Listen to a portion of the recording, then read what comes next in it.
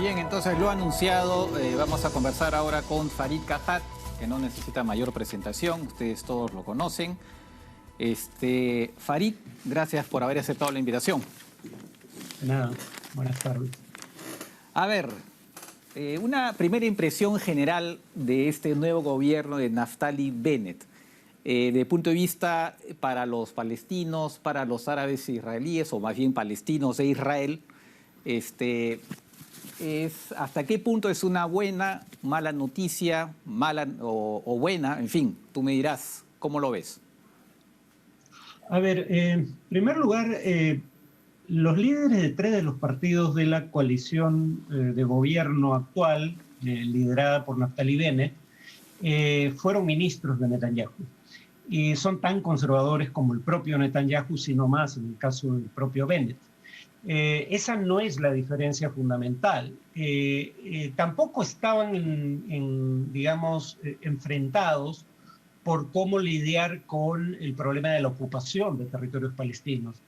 Básicamente lo que une esta coalición es el intento de sacar del gobierno, exitoso a la postre, a Netanyahu, que ha gobernado durante 12 años, y en esos 12 años ha llevado a cabo acciones que lo han puesto en la picota en el plano legal. Tiene 3 cargos por corrupción, uno de los cuales es muy sintomático porque se trató de, digamos, hacer concesiones a un medio de comunicación a cambio de una cobertura favorable. Y entonces, lo único en lo que están de acuerdo estos partidos, que son muy disímiles entre sí, algunos son de izquierda, otros son de extrema derecha. Por primera vez hay un partido de los ciudadanos palestinos de Israel representado en el gobierno, que es un partido antisionista, siendo que el sionismo es la característica que comparten todos los demás partidos de la coalición, ¿no? Entonces, lo único que tienen en común es el propósito de mantener a Netanyahu fuera del gobierno hasta que se resuelvan los casos en su contra. Si Netanyahu es condenado, desaparecería de la escena política. Si no es condenado, probablemente vuelva. La ventaja que tiene ese gobierno, pese a que no tiene mucho en común, es el hecho precisamente de que Netanyahu todavía es un rival de Polendas que podría eventualmente llevar a su caída. Y eso es lo único que lo mantiene cohesionado, porque ya acaba de tener una derrota en el plano legal, porque desertaron a algunos de sus propios integrantes de la coalición parlamentaria. De acuerdo. Ahora, precisamente tú mencionaste a Abbas, Mansour Abbas. Es un personaje bastante peculiar. Yo estaba leyendo un poco sobre él y lo que veo es que es alguien fundamentalmente un pragmático. Estaba viendo que cuando él era estudiante se había hecho elegir en un comité de una universidad sobre la base básicamente de propuestas muy pragmáticas, dejando la cosa ideológica y buscando mejoras concretas para los estudiantes, ¿no? En diferentes aspectos, ¿no? Los dormitorios, en fin, cosas por el estilo. Y ahora, por lo visto, es alguien, lo ha mostrado otra vez, es alguien que básicamente lo que está ofreciendo es, ¿saben qué? Obtengamos mejoras inmediatas para la vida de los palestinos de Israel, ¿no? Y olvidémonos, porque prácticamente el tema de la ocupación ni lo menciona. Entonces se está centrando en algo sumamente concreto, ¿no? Y efectivamente es un pragmático. Eso, no sé, ¿cómo lo ves? ¿Cómo ves a este personaje? Bueno, una forma de entender por qué es problemática la actitud de Abbas y de su partido RAM es el hecho de que rompió una coalición en la que por primera vez los palestinos con ciudadanía israelí presentaban un frente común de cara a las elecciones israelíes. Al presentarse con una plataforma compartida, lograron aumentar la participación electoral y con eso lograron una representación sin precedentes en el Parlamento israelí. No recuerdo la cifra precisa, pero era hasta 15 parlamentarios, si no me equivoco. Al dividir esta coalición en dos, estos dos grupos por separado no lograron concitar la convocatoria que había concitado una lista unificada y el número de representantes palestinos en el Parlamento israelí ha disminuido. Entonces ahí hay un primer problema. Ahora, lo que sí es cierto es que, como dicen académicos israelíes como Zeb Maoz, el Estado de Israel no gasta la misma cantidad per cápita en todos los grupos étnicos que componen la ciudadanía israelí.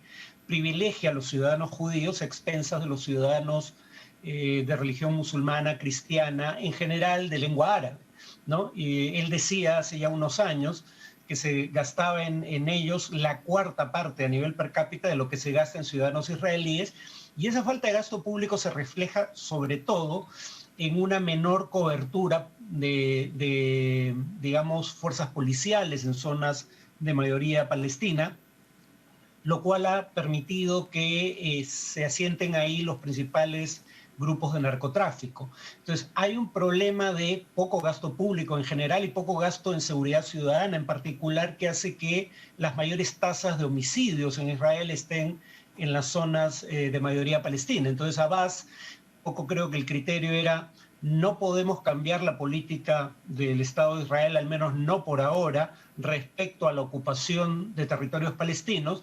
Cambiemos cuando menos la política respecto a las condiciones de vida de los palestinos que son ciudadanos israelíes, como siendo el fiel de la balanza. Sin Ram, la coalición de gobierno de Bennett colapsaría, no tendría la mayoría necesaria para gobernar.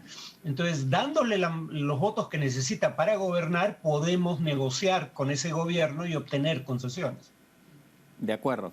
Digamos, eso sería, digamos, podría ser para aquellos que se preocupan por el hecho que efectivamente no dice nada respecto a la ocupación, podría ser defendible en el sentido que en todo caso sea una posición provisional, porque nada indica que eventualmente más adelante él también en algún momento tome de nuevo la bandera, ¿no?, contra la ocupación.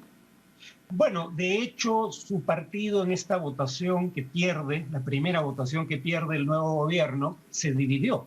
De los 4 congresistas de Ram, la ley sobre qué trataba. Israel tiene una norma que no es de rango legal, pero que se había, digamos, prolongado año a año, que establece una discriminación étnica, porque es una ley sobre matrimonio. Si un ciudadano israelí se casa con un ciudadano extranjero, como en casi todas partes, tiene derecho a emigrar y tener derecho de residencia y eventualmente al cabo de unos años aplicar para obtener la ciudadanía. Pero hay 2 grandes excepciones. Una, si esos extranjeros son de religión judía, tienen derecho a inmigrar y adquirir la ciudadanía de manera automática. Si son, y esa es la otra categoría, palestinos de los territorios ocupados de Cisjordania o Gaza, no pueden emigrar a Israel, residir y obtener ciudadanía. En ese sentido, la ley o la norma discriminaba en favor de los judíos en Israel y en contra de los palestinos, que son habitantes ancestrales de esa tierra. El partido de Abbas se dividió. Él y otro de los congresistas de su partido votaron en favor de prorrogar un año más la norma, pero otros 2 congresistas votaron en contra, pese a la orden de su jefe. Entonces, esto demuestra los problemas que ya empieza a tener este partido si pretende ignorar el tema de la ocupación, porque va a tener una revuelta dentro de su propia organización. Claro, ahora, sin embargo, me parece que la propuesta del gobierno de Naftali y que respaldaba Abbas, y dicho ese paso también de partidos de izquierda, en realidad era prorrogarla 6 meses y en ese lapso permitir a 1.600 familias de estas que tú mencionas que no podían obtener la residencia, ¿no?, eventualmente después la nacionalidad, permitirles sí, en ese momento sí, obtenerlo, además de manera aparentemente relativamente rápida. Y eso me parece que ese era el acuerdo finalmente, ¿no?, que era por 6 meses, no por un año, sino por 6 meses y con esta salvedad de permitirles. Y claro, la justificación es, y también lo dicen algunos de izquierda que han votado a favor, es, oiga, pero por lo menos les estamos dando esa oportunidad a 1.600 familias con la idea que eventualmente después a otras se les pueda dar, ¿no? Esa era un poco la justificación para votar a favor de la ley, ¿no? No era una prórroga automática de un año en las mismas condiciones en las que se estaba haciendo hasta ahora. A ver, la prórroga era de 6 meses en lugar de un año, eso es cierto. Pero la posibilidad de revisar casos particulares siempre existió. Solo que ahora se va a revisar un número mayor de casos, pero esa no era una gran novedad, claro. De cualquier manera, el tema aquí es que es una ley claramente discriminatoria, ¿no? Sí. Por leyes como esa, precisamente, es que Human Rights Watch, de un lado, y un grupo de defensa de derechos humanos israelí, B'Tselem, de otro, ya hablan de un régimen de apartheid instaurado por Israel en el conjunto de la Palestina histórica. Claro. Sí, y por eso además que incluso el diario Haaretz, que es un diario de izquierda de Israel, pero uno de los principales diarios de Israel, sacó un editorial precisamente diciendo que esa ley no tenía que prorrogarse, ¿no? O esa norma, porque en realidad, como tú dices, es una norma, es una excepción a la ley de nacionalidad desde el 2003, que entiendo que debe haber sido por el riesgo, debe haber sido después de la intifada y estos atentados, ¿no? Me imagino que por ahí venía la cosa, era un tema de seguridad, ¿no? Claro, siempre es el castigo colectivo, típica, digamos, política de Israel, lamentablemente, en temas de seguridad, ¿no? Pero bueno, se me fue la idea que lo que te quería comentar. Entonces, claro, lo que va a pasar probablemente ahora es que como la ley ya no va a estar vigente, ahora va a haber muchas familias, ¿no?, que van a presentar su solicitud. El riesgo ahora es que, como siempre, la burocracia se las va a hacer seguramente muy difícil, ¿no? Y digamos ok, ya esa norma ya no está vigente, pero ahora va a entrar a tallar la burocracia y justamente es un poco el argumento, me parece, que los de Abbas, ¿no? Con lo otro, con nuestra solución, como había un acuerdo político, el tema burocrático un poco que quedaba zanjado, ¿no? Que desde el punto de vista político se iba a poder dar rápidamente estas residencias. Ahora, pues ahora es un albur, no se sabe. Claro, ahora los obstáculos van a ser burocráticos, pero lo que habría que decir es que la razón por la que hubo 59 votos en contra de prorrogar la norma es el hecho de que la derecha que no está en la actual coalición de gobierno, fundamentalmente el Likud de Benjamín Netanyahu y los partidos religiosos conservadores, lo que querían era aprobar una ley perenne, o sea, ya de manera estable, y no mantener esta idea de una norma que se prorroga año tras año desde 2003. Efectivamente, en 2003 la razón por la que se introduce la norma eran consideraciones de seguridad, teniendo en cuenta que estaba en curso acababa de ocurrir la segunda intifada, y el temor de que algunos palestinos de territorios ocupados fueran a vivir a Israel con el propósito de realizar atentados. Pero por otro lado, ya en 2005, Sharon decía, el entonces primer ministro, bueno, entonces creo que era miembro del gabinete, pero llegó a ser primer ministro de Israel, que la razón fundamental de la norma era mantener una mayoría judía dentro de Israel, cosa que acaba de ratificar en esta última votación Yair Lapid, presumiblemente de centro izquierda. Sí. Entonces, ese es el trasfondo fundamental de esa norma.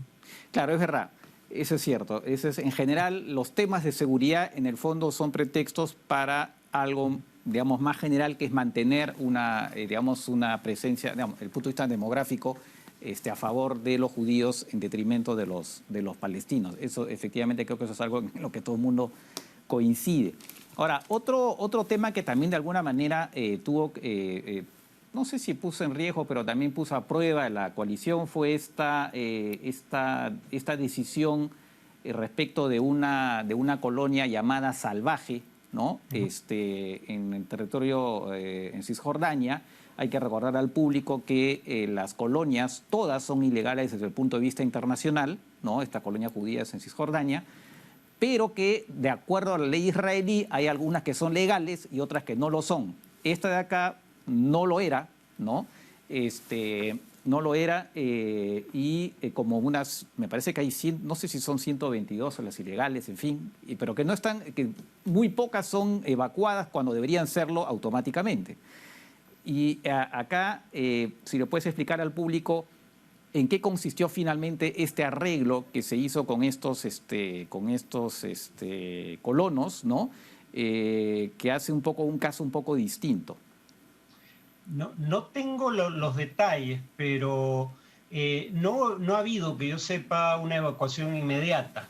Y en ese sentido queda por ver cuál es el desenlace final.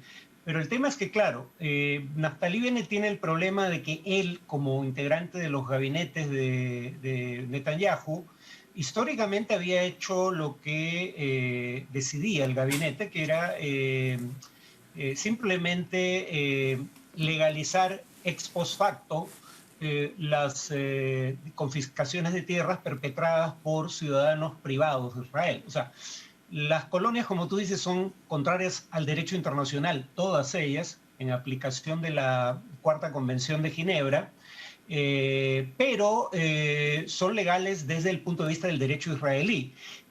Sin embargo, las colonias legales son aquellas que establece por norma expresa el gobierno israelí. Estas son colonias establecidas por ciudadanos que capturan tierras de propietarios palestinos por propia cuenta y que son legalizadas a posteriori, ¿no?